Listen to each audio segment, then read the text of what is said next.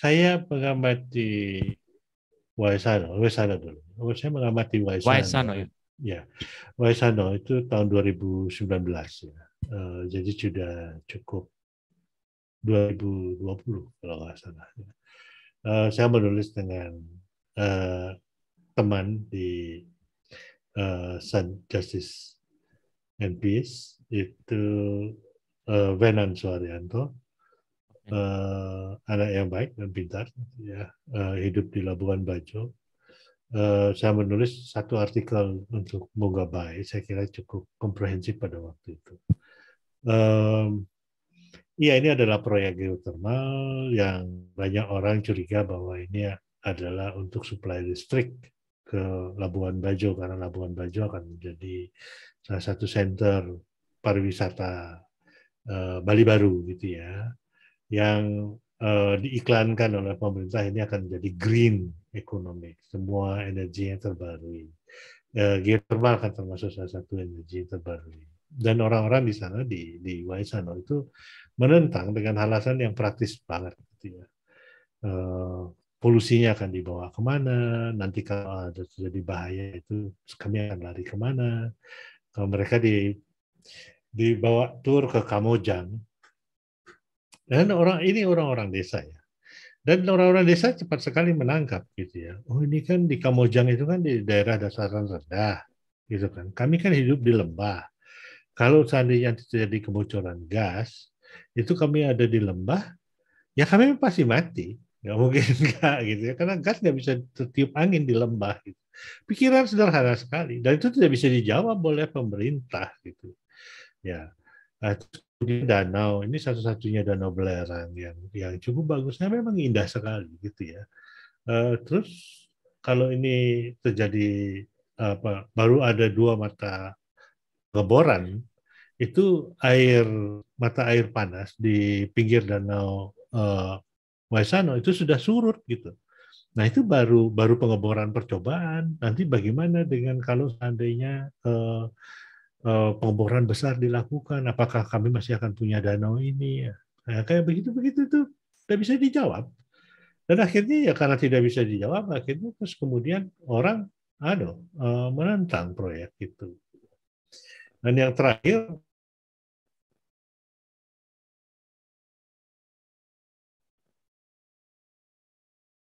ya karena beliau lama di Jakarta, punya kenalan dengan ini, eh, proyek Waisano itu didanai oleh Departemen Keuangan lewat satu PT yang diciptakan oleh Departemen Keuangan, didanai oleh New Zealand dan World Bank gitu.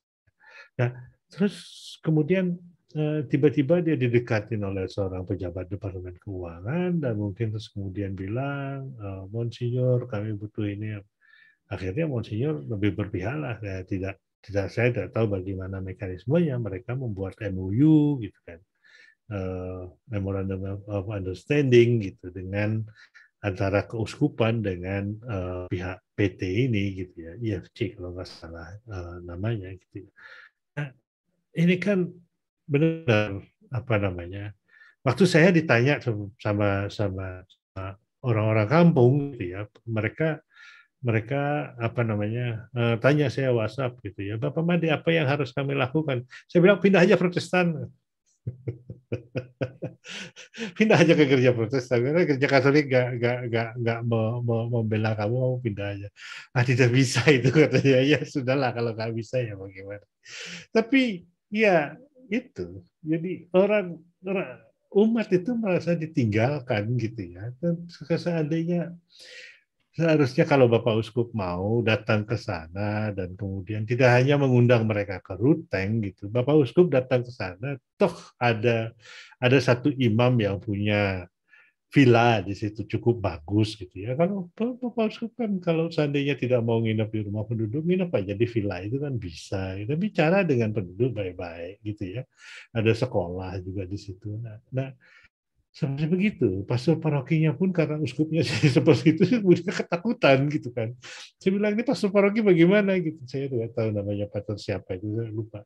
Itu wah tidak berani ketemu dengan teman-teman, tidak berani ini dan terus ya kita tahu lah di Flores orang begitu menghormati pastor kan. Jadi ya ya dalam situasi yang umatnya kecewa, tapi juga tidak mau meninggalkan gereja gitu, tapi juga melihat gereja sebagai yang hopeless. Dan itu gemanya tidak hanya di Waisano, tapi juga di daerah-daerah lain gitu. Yang saya dengar itu, ya kalau kami mengalami seperti begini sikap gereja seperti itu, terus kemudian lalu bagaimana gitu kan? Nah, ini kemudian ya menurut saya juga yang secara terang-terangan gereja KWU membangun resort di Labuan Bajo. Saya tahu itu resort kecil ya. Itu memang di manage oleh Marriott dan lain sebagainya. Tapi itu resort kecil ya, mungkin juga tidak terlalu mewah juga. Gitu. Tapi blow up medianya itu luar biasa kan. Terus kemudian kenapa uskup-uskup ini tidak punya pikiran sama sekali? Nah, saya juga tahu, saya keliling di Labuan Bajo, Keuskupan Denpasar, keuskupan saya itu punya punya tanah banyak sekali di situ gitu ya. Ya, ini keuskupan apa spekulan tanah gitu. Juga ya, kadang-kadang saya bertanya gitu ya, untuk apa gitu ya? Gereja mungkin kelebihan uang. Ya saya tahu kalau di Denpasar kami mengundang uskup itu kami harus bayar 3,5 juta gitu.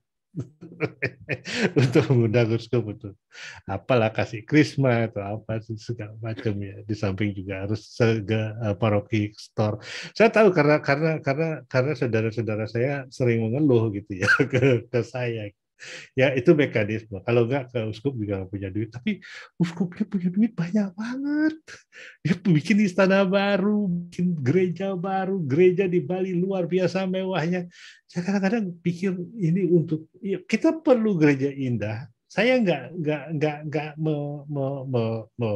saya nggak mau gereja jelek. Ya jelas saya nggak mau itu. Saya perlu gereja indah gitu. Tapi saya pingin bahwa gereja itu inklusif terhadap semua orang gitu ya, khususnya terhadap orang-orang yang tertinggal, khususnya terhadap orang-orang yang miskin gitu. Dan kemati rasa itu lahir karena memang tidak ada perasaan untuk berbela rasa. Memang hilang itu, memang numb gitu ya. Itu tidak ada. Itu soal Waisano. Terus yang kedua soal dosa apa yang paling besar dari gereja? Aduh, ini berat sekali nih. Ya, kita adalah gereja pendosa. Itu yang diajarkan oleh saya kepada saya dari sejak saya seminari dulu.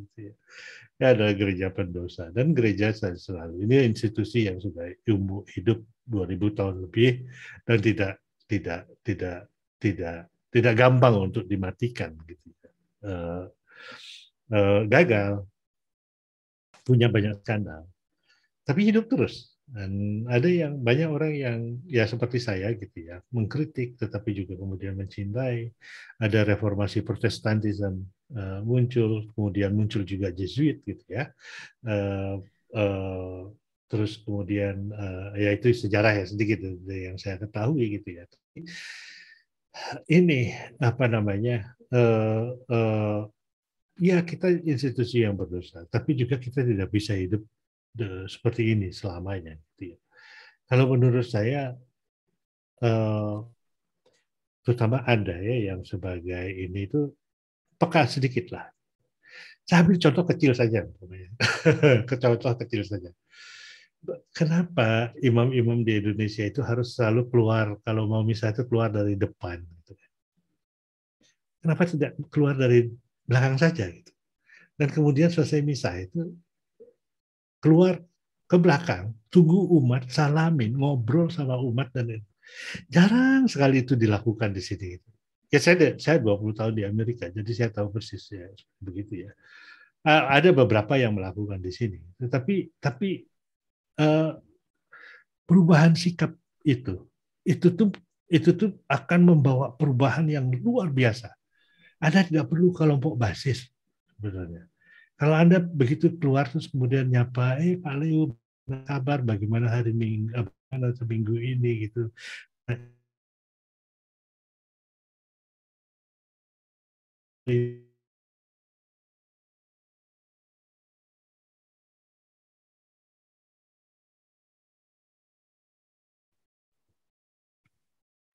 kami punya tiga romo gitu ya. Setiap misa, yang satu romo misa, yang dua lainnya itu tuh begitu selesai misa, mereka itu berderet di belakang nyalamin semua orang karena mereka tahu persis ini sumber dermanya gitu. harus disapa gitu ya. Jadi ya begitulah. Ya kalau sekarang kepikiran saya political scientist, jadi saya pikiran saya juga ekonomis juga gitu ya. Jadi kalau mau semuanya menjadi aman dan baik-baik saja ya memang harus dekat dengan umat. Salah satu caranya seperti begitu. Membalik semua yang dari Anda menjadi seseorang yang tinggi dan tidak terjamah, kemudian menyediakan diri untuk dia ke belakang, terus kemudian bicara dengan umat, itu masuknya dari belakang ketika Anda masuk gitu ya, ada lagu pembukaan, sapa kiri kanan dan bila perlu salamin yang di sekeliling, itu jauh lebih berarti. Itu akan merubah semua konteks hubungan kekuasaan yang terjadi dalam gereja. Dan apalagi pengaruh itu tadi sumbangan teologi dan filsafat ya. Ya, untuk kehidupan dalam relasi gereja dan politik ya. Gereja banyak sekali. Banyak sekali, frater. Ya, banyak betul itu, hampir semua. Nah, ini saya balik lagi ke bukunya Daniel ini. yang dia cendekiawan dan kekuasaan ini saya baru nulis ya, makanya banyak kan. Itu Daniel itu mengutip salah satu filsuf namanya Carl Smith. Ya, saya kebetulan mengambil kuliah Ben Anderson, jadi saya diperkenalkan dengan pemikiran Carl Smith pada waktu itu. Saya kira Daniel juga. Ya, Carl Smith ini seorang Katolik Jerman. Ya, mungkin Pater Otto lebih tahu orang ini gitu, dibanding saya gitu. Tapi salah satu yang dikatakan itu oleh Smith adalah bahwa politik itu adalah teologi yang sekuler. Ya. Ya, teologi yang sekuler.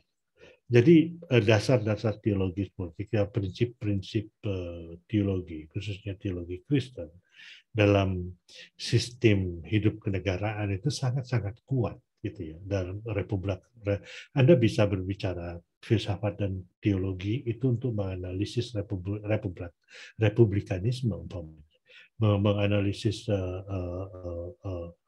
hakikat politik umpamanya. Ya, mengapa ada orang mengapa fondasi.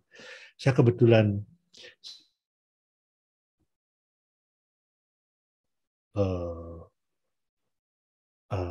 Amerika yang namanya, kok tiba-tiba saya lupa ya, William Buckley, ya, Bill Buckley, ya, Bill Buckley adalah seorang Katolik yang sangat taat, ya, dan dia juga seorang pemikir konservatif yang sangat besar.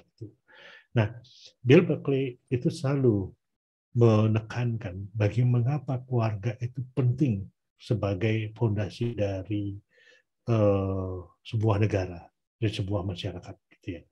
Karena kalau Anda punya keluarga, Anda punya tanggung jawab pribadi. Ya, kalau Anda tidak punya keluarga, Anda tidak punya tanggung jawab pribadi. Dan kalau Anda punya tanggung jawab pribadi, maka Anda bisa membangun masyarakat. Itu baik buruknya masyarakat itu ditentukan oleh baik buruknya keluarga.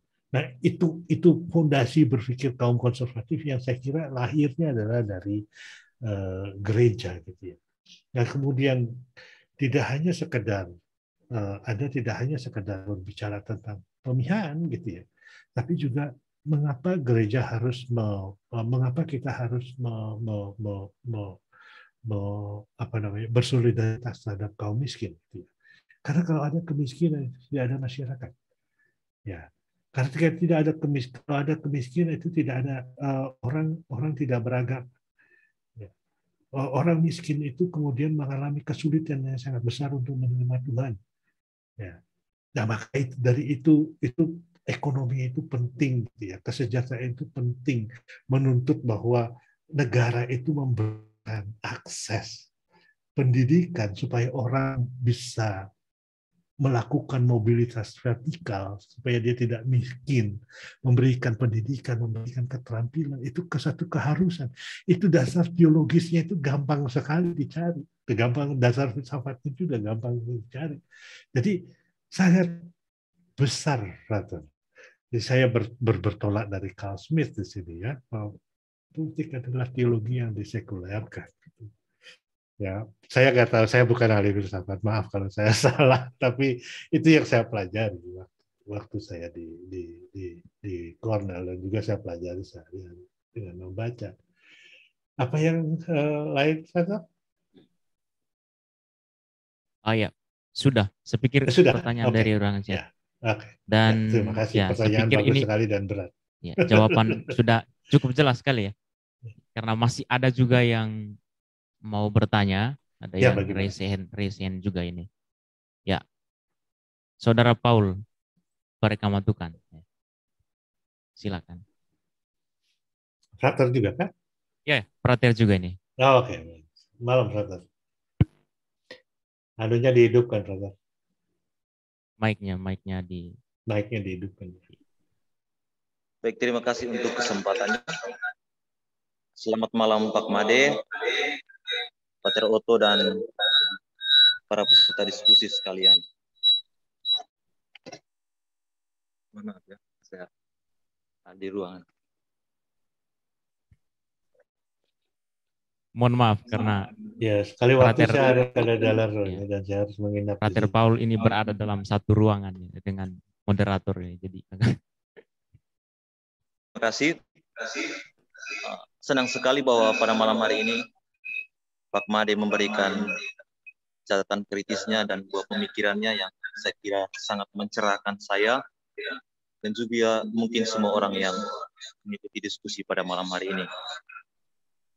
Saya sering mengikuti tulisan-tulisan Pak Made di dinding Facebook, dan malam hari ini saya bersyukur karena bisa mendengarkan secara langsung buah pemikiran Pak Made. Dalam pemaparan tadi, saya cukup tertarik dengan catatan kritis Pak Made. Ada satu hal yang saya ingat tadi, Pak Made mengatakan bahwa Gereja Katolik saat ini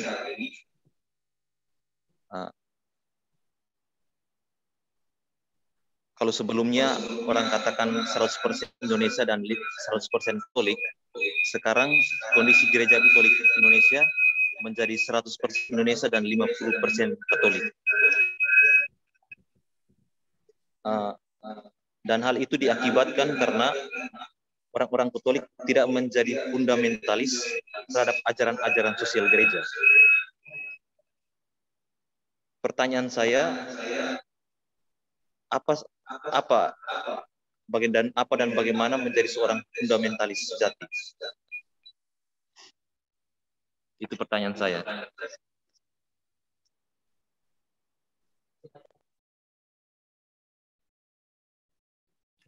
Lalu yang kedua, saya sedikit mengintrospeksi diri sebagai bagian dari Seminari Tinggi Santo Paulus Ledalero ini. Dan kita tahu bersama bahwa Ledalero menjadi salah satu dapur bagi pembentukan calon imam, dan itu telah menghasilkan para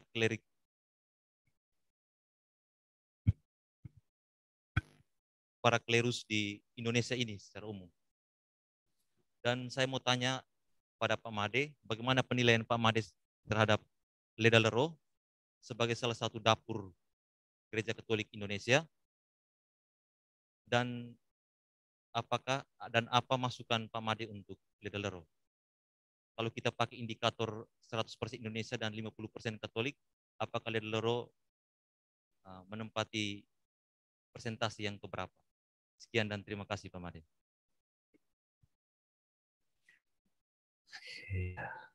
Bisa langsung, Frater?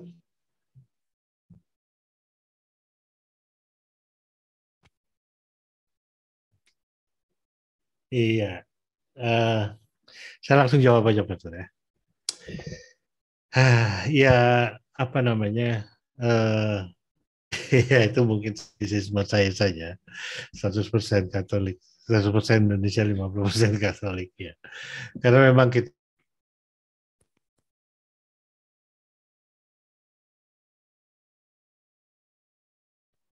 Katolik, kita salah, gitu. Saya juga mungkin salah menafsirkan keadaan sekarang ini.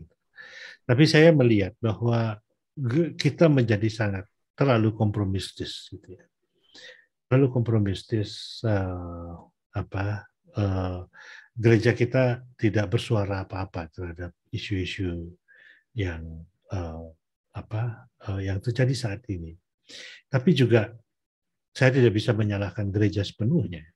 Saya menyalahkan sistem atau para politisi yang menciptakan keadaan ini, yang menciptakan pendukung-pendukung fanatik ya terhadap person, gitu ya, menganggap bahwa person itu adalah seperti lebih dari santo, gitu ya, santo yang nggak bisa dikritik dan tidak bisa diganggu-gugat. Gitu. Saya mendapat banyak bagian, terus kemudian banyak surat-surat pesan-pesan pribadi gitu. Kalau saya menulis, saya mengkritik presiden atau penguasa yang dari sekarang ini. Dan memang dalam pengertian saya, dalam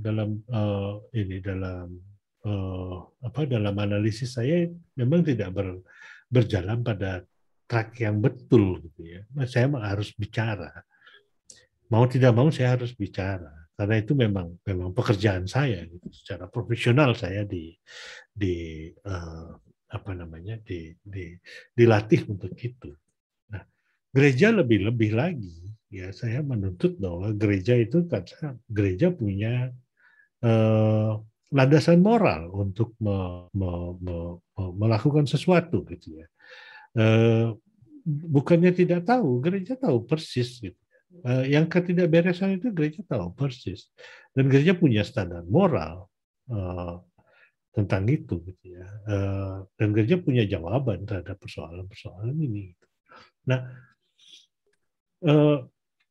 hal-hal seperti begini ini yang membuat saya agak kadang-kadang memang harus berbicara, gitu ya, karena memang saya tahu gitu dan saya mengalami.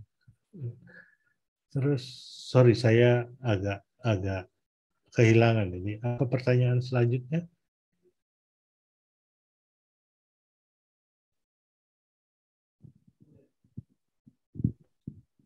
Ya, Pak Made. Tadi pertanyaan saya tentang Seminari Tinggi Ledlero atau Ledlero pada umumnya. Iya, sorry. Komentar. Saya minta komentar Pak Made. Apakah Ledlero sudah sangat fundamentalis atau belum terlalu, Pak? Iya, saya tidak bisa memberikan pertanyaan itu dulu. Dulu saya tahu, saya membaca beberapa terbitan dari Ledlero gitu ya, yang intellectually itu sangat stimulating gitu, memberikan rangsangan untuk berpikir gitu ya. Tapi sekarang saya kira mungkin karena letak ya, terus kemudian mungkin karena agak terisolasi dari percaturan intelektual Jakarta gitu ya, itu agak sulit untuk dijangkau. Saya sendiri tidak tahu, saya tidak bisa memberikan penilaian gitu ya tentang Ledlero. Tapi yang jelas bahwa Ledlero itu yang pernah saya kenal itu tuh sekarang itu agak terisolir dari komunitas intelektual dan komunitas akademis Indonesia. Mungkin banyak terbitan-terbitan Anda yang baik gitu ya, yang membuat orang untuk berpikir gitu ya. Tetapi agak sulit untuk mendapatkannya karena tidak untuk membuat atau kemudian membuat kuliah gitu ya, yang untuk membangun dialog kaum intelektual di luar seminari Anda gitu ya.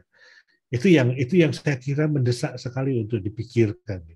Kalau Anda mau menerbitkan buku, carilah penerbit yang kira-kira bisa merengkuh lebih besar, komunitas yang lebih besar dari sekadar komunitas Katolik atau komunitas Flores gitu ya. Saya punya teman margin kiri, dia itu kan begitu banyak naskah dari Latin Amerika. Dia menerbit atau umpamanya ada sebagai frater, kemudian tertarik untuk belajar bahasa Spanyol atau tertarik belajar bahasa Prancis gitu ya. Mengapa tidak menerjemahkan karya satu pemikir Indonesia gitu, dari Prancis atau dari Spanyol atau dari Amerika Latin, itu dari mana, atau dari India gitu kalau Anda mau ya. Nah, hal-hal seperti begini membangun dialog intelektual itu yang apa namanya sangat perlu dilakukan oleh Ledalaro. Saya tahu bahwa ada itu terisolir ya. Dulu Ledalaro dan Cura di Cara di ND itu benar-benar menjadi sesuatu yang besar ya, ketika saya masih SMA pun masih gitu ya, tapi terus kemudian hilang, tidak terdengar di luar. Karena apa? Karena memang tidak ada komunikasi dengan intelektual luar gitu ya. Saya tidak tahu di mana masalahnya, tetapi kalau bisa saya apa namanya katakan, berdialoglah lebih banyak dengan pihak luar gitu ya, dengan pihak Jakarta gitu umpamanya. Tidak perlu biaya banyak soal itu gitu ya. Seperti umpamanya kalau Anda mau memperkenalkan seorang pemikir baru gitu dari yang Anda pelajari gitu ya, dari Jerman atau dari Perancis gitu ya.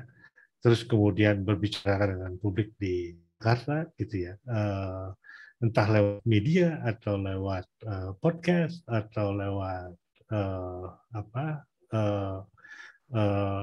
newsletter. Nah, ada yang gratis umpamanya, seperti saya punya account Substack gitu ya, di mana saya itu gratis. Saya menerbitkan tulisan-tulisan saya sebagian di situ gitu ya. Dan itu saya punya sekitar 1.500 pembaca setia gitu ya. Nah hanya saya belum secara reguler menulis di sana, dan ini sudah beberapa bulan saya menulis. Ya. Tapi 1.500 orang itu dengan daya bukanya sekitar mungkin rate bukaannya 70% gitu. Setelah mereka mendapatinya. Nah, ini caranya berkomunikasi dengan intelektual dari luar. Karena sangat mustahil kalau Anda lembaga akademis, lembaga intelektual, Anda tidak berkomunikasi dan berdialog dengan pihak luar. Sekalipun Anda belajar teologi atau cuma belajar filsafat, ya itu keharusan. Ya, makanya menurut saya sekarang carilah cara. Saya yakin Anda punya kemauan untuk itu ya, tapi mungkin caranya tidak. Mungkin kita bisa cari bersama-sama, gitu ya. Saya punya platform Indo Progress sebenarnya. Itu memang pemikiran kiri itu, tapi ada banyak, ada Kristen progresif di situ ya, yang tidak punya pengasuh sekarang setelah pengasuh yang lama kena kasus gitu ya.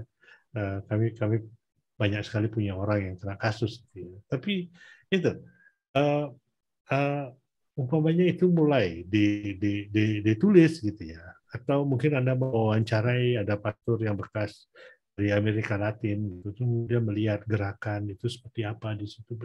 Ada banyak hal yang intellectually stimulating gitu ya, mencerahkan atau merangsang untuk berpikir, yang saya kira Anda sangat bisa untuk memberikan sumbangan. Yang diperlukan sekarang adalah kemampuan untuk membuka dan berdialog dengan intelektual di luar.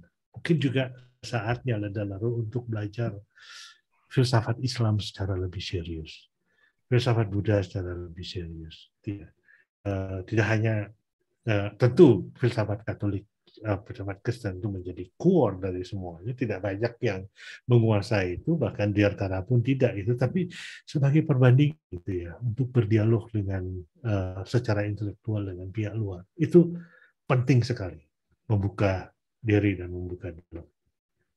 Ya, terima kasih. Ini pertanyaan yang bagus kan, dan Baik. kesempatan bagi saya untuk menanya. Baik, terima kasih Pak Made. Saya pikir ini jawaban yang bagus ya untuk pertanyaan dari Frater Paul ini. Jadi mungkin ya salah satu konten orang-orang yang berintelek ya, semacam orang-orang di STFK ini itu melakukan dialog seperti itu. Jadi orang-orang di STFK atau seminari Lederlero juga mesti membuka diri keluar dari kenyamanan. Ya, secara intelektual itu penting. Ya. Baik, terima kasih. Saya pikir ini jelas. Kita ya mungkin masih punya waktu ya. Mudah-mudahan Pak Made tidak berhalangan. Saya tambah free. Ya. Mungkin kita bisa tambah ya kurang lebih 15 menit lah. Oke. Ya, karena masih ada juga teman-teman yang mau memberikan pertanyaan. Ya, ada yang sudah raise hand ini. Ya. Matius Daniel ya, Saudara Matius Daniel. Silakan perkenalkan diri dulu baru berikan pertanyaan. Ya, silakan.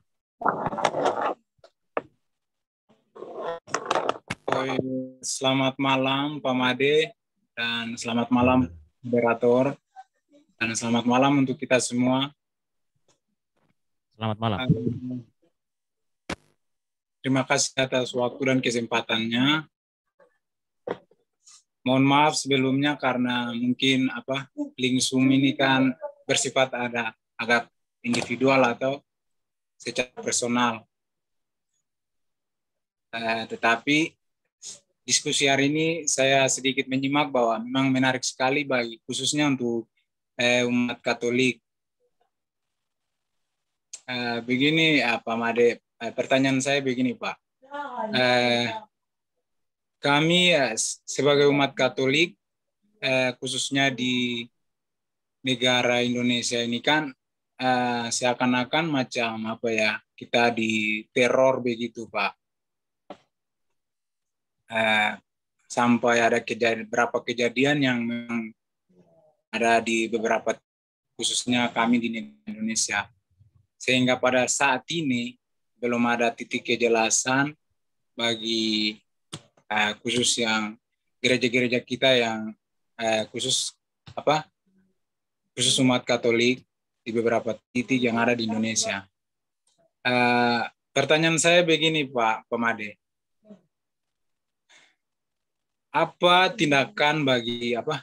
Tindakan apa yang harus dilakukan oleh umat Katolik terhadap kejadian-kejadian yang sudah terlanjur terjadi sehingga pada hari ini belum ada kejelasan yang terjadi sehingga kami sebagai umat Katolik itu bisa paham bahwa memang itu adalah hal-hal yang bagaimana begitu Pak.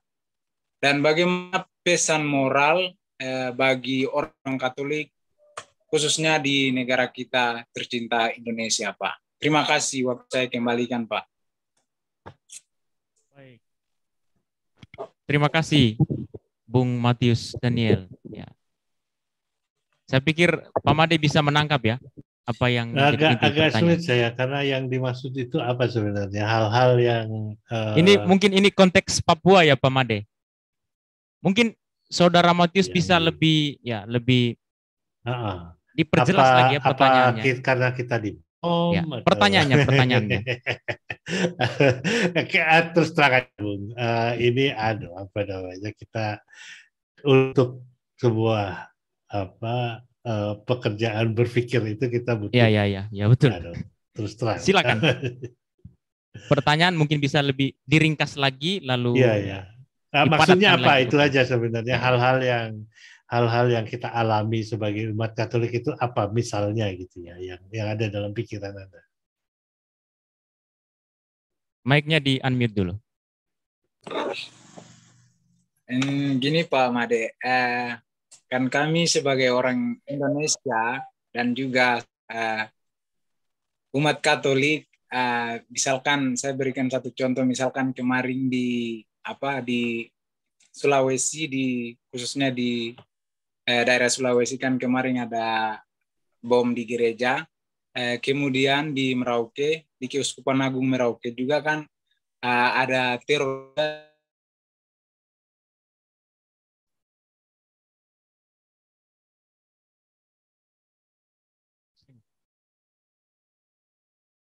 belum sampai pada personal orang yang sebagai Katolik kan Pak.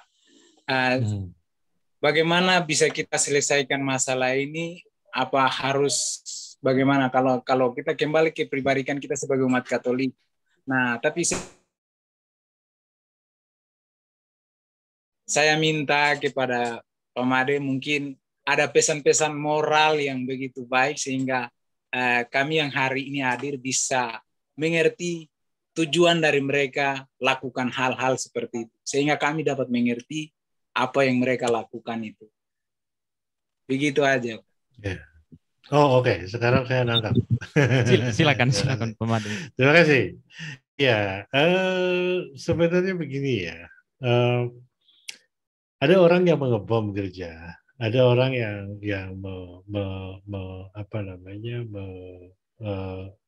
menyerbu gereja gitu ya, atau membubarkan kegiatan ibadah dan lain sebagainya. Kita mengalami itu. Hampir 2 dekade, hampir 20 tahun lebih kita mengalami itu ya. Akibatnya adalah kita semakin menarik diri. Kita terus kemudian menganggap itu mereka itu sebagai musuh. Nggak mungkin bisa ketemu, ya.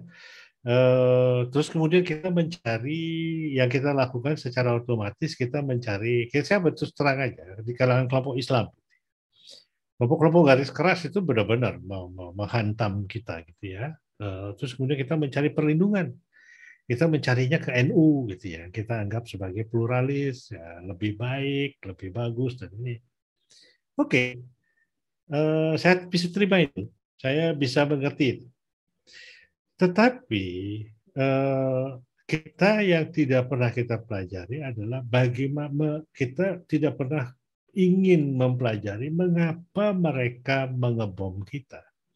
Mengapa mereka melakukan itu. Apakah kita pernah berbicara dengan mereka? Apakah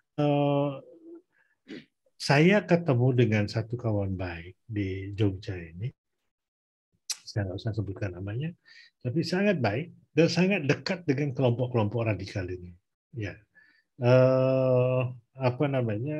dari situ saya belajar banyak, sangat-sangat banyak bahwa apa yang menjadi cita-cita mereka. Ya, apa yang problem dari mereka adalah semua keadilan sosial. Ya, mereka itu benar-benar ingin menegakkan khilafah, hidup sebagai Islam yang kafah di bumi Indonesia ini, ya. Nah, itu yang menyebabkan mereka satu-satunya yang mereka anggap sebagai rintangan untuk mencapai itu adalah orang-orang Kristen. Tetapi ketika saya berbicara dengan beberapa di antara mereka, setelah saya berdialog dengan mereka, terus kemudian mereka tahu, oh ternyata si Kristen ini tidak seburuk yang saya duga. Dan sialnya, si Kristen ini atau si Katolik ini juga menutup diri, tidak mau berdialog dengan mereka. Sistem sosial kita itu tidak mengizinkan kita berdialog keluar dari lingkaran kita. Saya punya satu teman baik yang dulu tuh pernah punya program mengajak anak-anak Indonesia untuk melakukan kursus di Amerika Serikat selama 6 minggu dibiayai oleh State Department. Kementerian Luar Negeri Amerika, 6 minggu. Saya kira dia seorang antropolog dan dia mengamati betul ya bagaimana. Aduh, katanya parah sekali keadaan. Karena apa? Karena yang Kristen tidak punya sedikit pun pengetahuan tentang yang Muslim. Yang Muslim tidak punya pengetahuan sedikit. Sibuk bicara tentang dialog antarumat beragama, kita sibuk bicara tentang kerukunan antarumat beragama, kita bikin lembaga tentang kerukunan umat beragama tanpa pernah berdialog di tingkat pribadi, tanpa pernah ini dalam tingkat punya pengalaman di tingkat pribadi dan dialog antaragama, dialog antar iman, bisa saya katakan itu sudah menjadi industri. Bantuan duit untuk itu tuh banyak sekali, dan banyak sekali orang kaya karena dialog antar agama. Ya. Nah, ini tetapi tidak pernah dialog antar agama itu dilakukan pada tingkat pribadi. Saya yakin-yakinnya kalau saya tanya pada Anda, apakah Anda tahu apa artinya sholat? Mungkin apa fungsinya gitu ya? Apa fungsinya tablik? Saya kemarin terheran-heran gitu ya. Kenapa kok ada teman yang tinggal di satu kompleks itu tiba-tiba dia ada tetangganya yang marah sekali karena ini cewek. Ada laki-laki bertamu lewat dari jam 10 di rumah dia dan tetangganya marah sekali. Ya, yang tidak ada dalam pengertian kita itu adalah bahwa kalau maksiat itu terjadi di dalam lingkungan kamu, kalau Anda Muslim ya, Muslim yang baik, kalau maksiat itu terjadi, Anda itu nanti akan ikut masuk neraka gitu. Anda mungkin akan bilang, wah itu kan keterlaluan sekali. Yang nggak keterlaluan ya itu kepercayaan mereka loh. Ya, kita kan nggak pernah tahu kalau itu kepercayaan mereka. Nah, kalau seperti umpamanya mereka pikir bahwa kita menyembah patung itu kan mereka nggak pernah dapat penjelasan mengapa kita melakukan devosi terhadap Maria, itu mereka nggak punya penjelasan gitu. Nah, ini dialog seperti ini itu tidak pernah terjadi gitu. Saya katakan pada teman yang sangat dekat dengan kelompok-kelompok radikal itu, aduh saya menyesal sekali. Mengapa tidak ada nama Hieronymus atau nama Benedictus di kalangan pembelanya Abu Bakar Bashir umpamanya? Ya.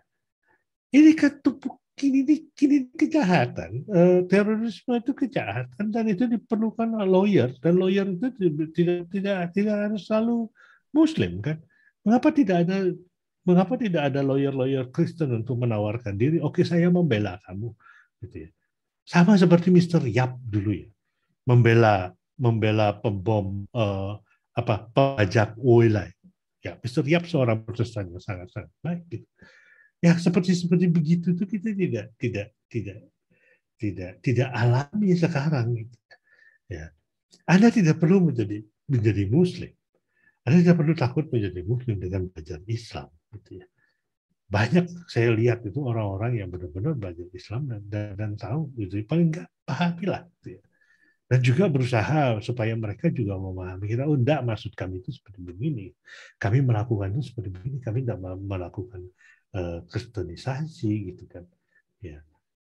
Nah kayak begitu tuh kan ya, dan kita membiarkan diri seperti namanya ada Ustaz Abdul Somad gitu ya, atau ustaz-ustaz Arab yang lain gitu, memprovokasi umatnya luar biasa dan ini segala macam, dan kita ikut marah gitu kan terhadap mereka. Kita nggak tahu bahwa mereka ini hanya fringe, hanya dia pengikutnya sebagian kecil begitu saja gitu ya. Ya beberapa puluh ribu atau mungkin beberapa ratus ribu gitu di antara mereka kemudian aktif, tetapi ada banyak sekali yang besar yang tidak ini, dan kita tidak pernah mau berdialog, kita melihat Islam dari kacamatanya Somad gitu.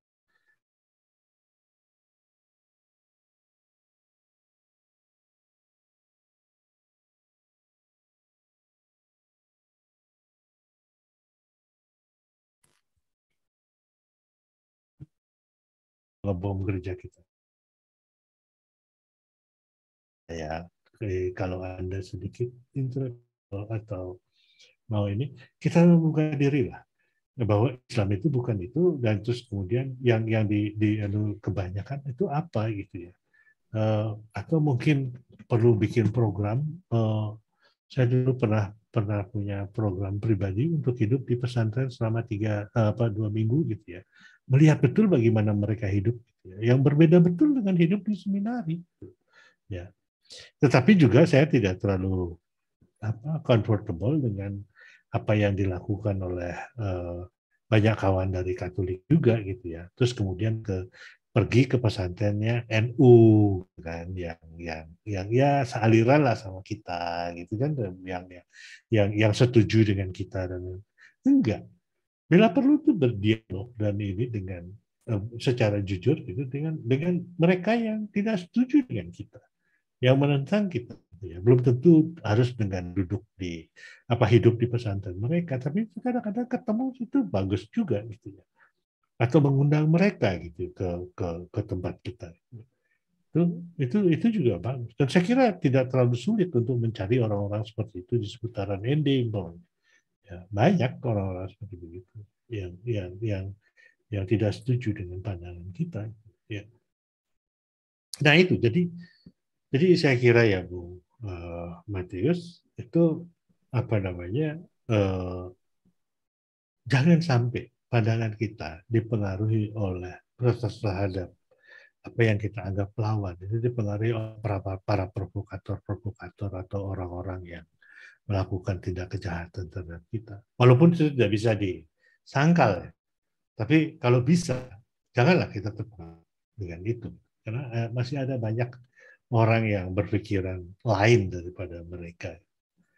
Soal kalau Merauke, saya kok belum pernah dengar. Yang saya dengar itu uskupnya begitu pindah, terus kemudian langsung tanda tangan MOU dengan Korindo yang menggusur umatnya, yang kebanyakan adalah suku Marin, dan dia dapat mobil sedan baru. Nah, itu yang saya dengar dari lapangan, karena saya pernah saya di Merauke selama berapa lama bulan April kemarin. Terima kasih.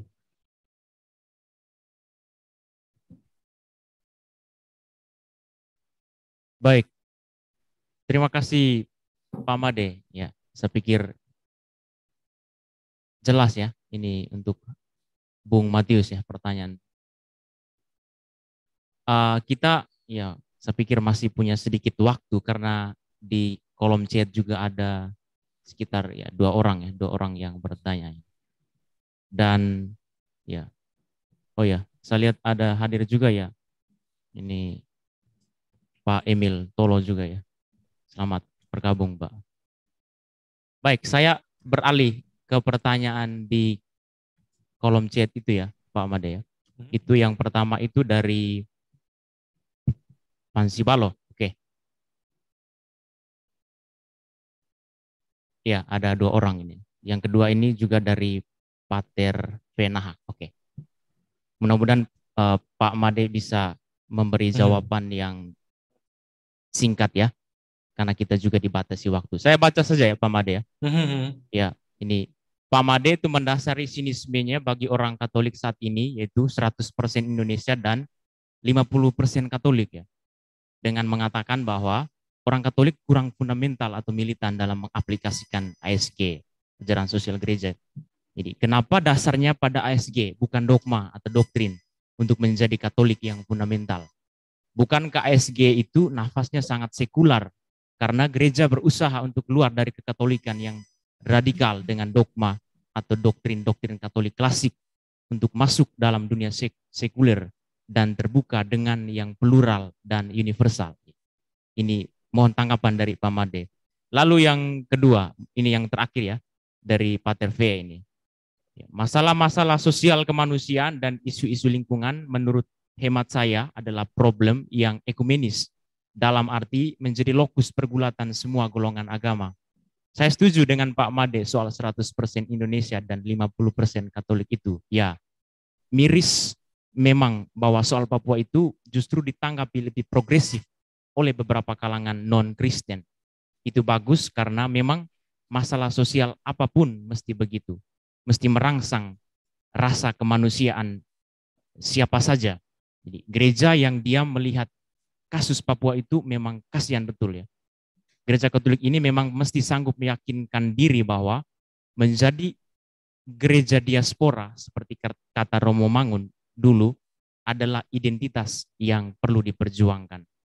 Ya, salah satu akar masalah sikap lembek gereja sekarang ini soal duit. Gereja tersandera. Atau pada soal yang lebih struktural misalnya sistem rekrutmen para pemimpin gereja lokal atau uskup yang cenderung mengikuti pola desentralisasi pasca reformasi putra daerah. apa ada pengaruhnya ya? Silakan ditanggapi Pak Made. Terima kasih. Yang pertama,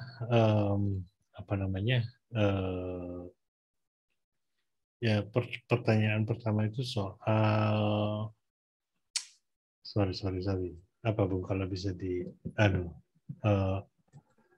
ya. Apa? Sorry saya Ya, yang pertama tadi soal. Oh iya, soal 100% Indonesia dan 50% Katolik. Mengapa harus mendasarkan ASG. ajaran sosial gereja yang sekuler dan bukan doktrin yang fundamental. Ya begini, karena kita hidup dalam dunia ya. Kita hidup di dunia, kita hidup sosial. Doktrin itu tidak bisa didialogkan. Ya, itu udah jelas gitu ya. Kalau kita bicara dengan trinitas gitu, orang nggak bisa, banyak orang nggak bisa terima. Kita bisa terima dengan baik. Gitu. Itu nggak bisa didialogkan. Posisi-posisi gereja gitu tuh yang doktriner itu nggak bisa didialogkan. Itu sebabnya kalau Anda menjadi Katolik yang baik, ya Anda bisa aja menjadi Katolik yang baik secara doktriner. Percaya dengan ini dan itu sama. Ya saya juga. Terus terang saya doktrin itu saya oke, saya terima walaupun saya nggak bisa paham gitu. Seperti umpamanya kalau Anda tanya pada saya, Anda percaya gitu. Terus terang jawaban saya enggak. Lalu sesudah mati kamu kemana nggak tahu, jangan tanya saya soal itu. Tapi doktrin gereja menyediakan jawaban soal itu ya, soal purgatori, soal pencucian, soal neraka, soal surga dan lain sebagainya. Itu doktrin ya. Dan itu tidak bisa didialogkan bahwa Allah itu ada 3 kepribadian, itu nggak bisa didialogkan. Yang bisa didialogkan adalah hal yang sekuler. Yang yaitu ajaran sosial gereja. Dan menurut saya dari situlah kita harusnya mulai gitu ya untuk hidup di dunia ini. Dan saya senang sekali bahwa bapak-bapak gereja itu memberikan dasar itu gitu ya, yang intellectually itu sangat-sangat merangsang. Saya sebenarnya mengenal ilmu sosial pertama itu dari bacaannya, dari terjemahan aggiornamento-nya Marcel Belling kira ya. Nah, kayak seperti begitu. Dan mengapa saya tertarik dan mengapa problem-problem hakikat, bagaimana kita mengatur hidup bersama. Karena hidup bersama kita itu tidak hanya semua Katolik gitu ya.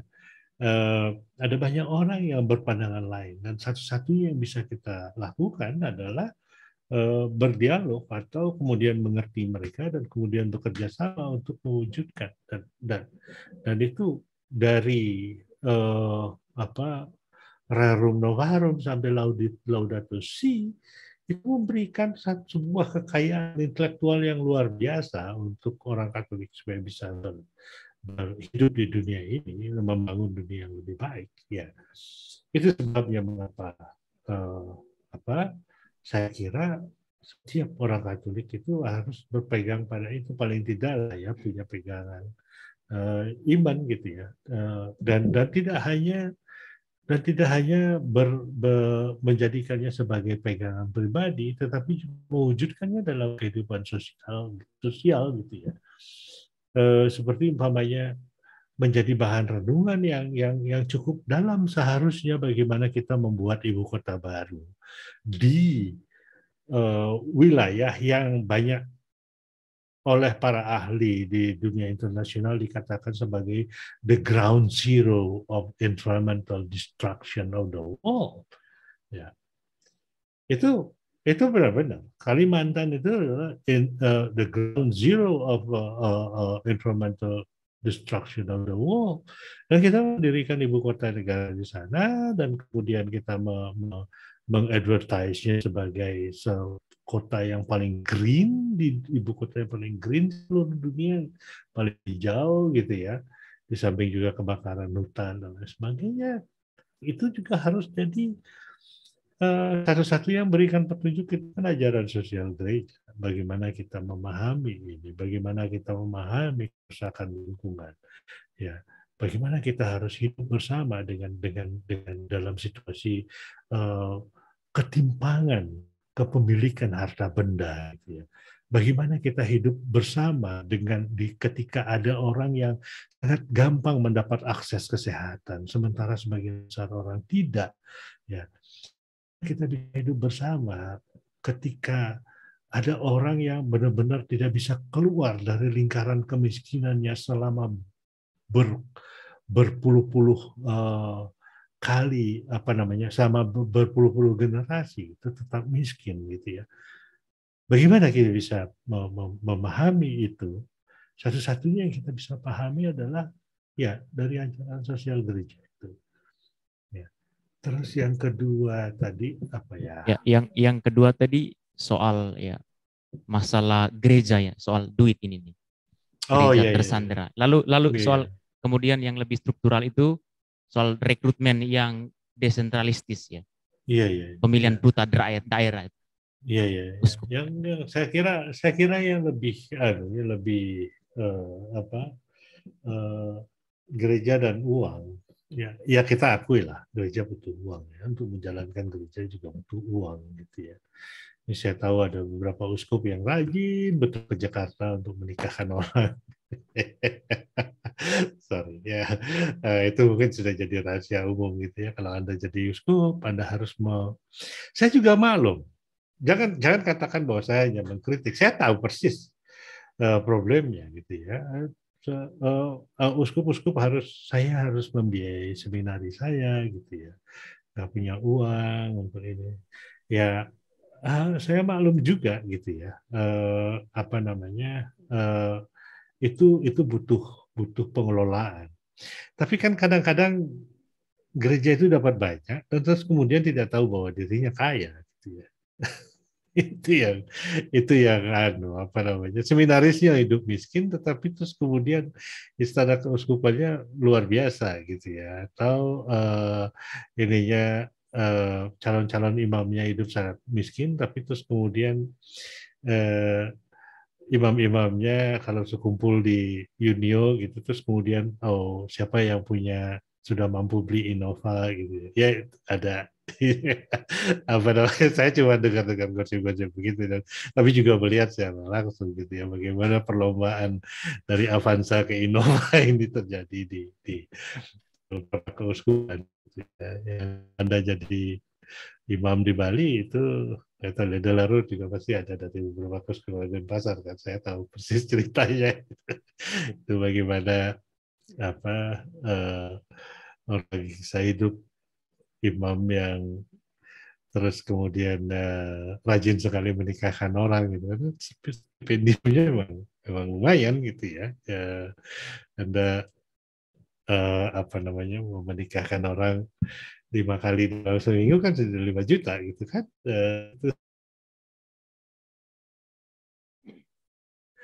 Nah, yang seperti begitu, saya maklum. Tapi juga saya maklum ada kebutuhan dan gereja memang butuh ya untuk pemeliharaan, untuk ini. Dan saya ceritakan satu